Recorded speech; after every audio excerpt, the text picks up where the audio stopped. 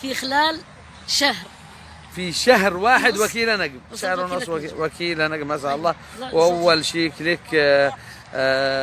$70. $70 ما شاء نعم. الله. سمعت انك لا تقرأي ولا تكتبي صحيح؟ نعم. ما قدرت استخدم التليفون يعني. ولا واتساب ولا فيسبوك؟ يا سبحان الله. أي رتبة وصلت الآن ما شاء الله عليك؟ أنا الآن ماسي متقدم. ماسي متقدم. أيوة. ما شاء الله. عقبال السفير إن شاء الله يا رب. بإذن الله. أنت عايشة في صنعاء صح؟ نعم. كيف ظروف صنعاء؟ والله ظروف صنعاء يعني لا تخفى على العرب كامل مش إلا على اليمن. كيف حققتي هذا النجاح بفضل الله سبحانه وتعالى؟ فضل الله عز وجل. نعم. أيوة. والشركاء الجادين. نعم. والطموح والثقة بالله عز وجل والتوكل على الله. نعم.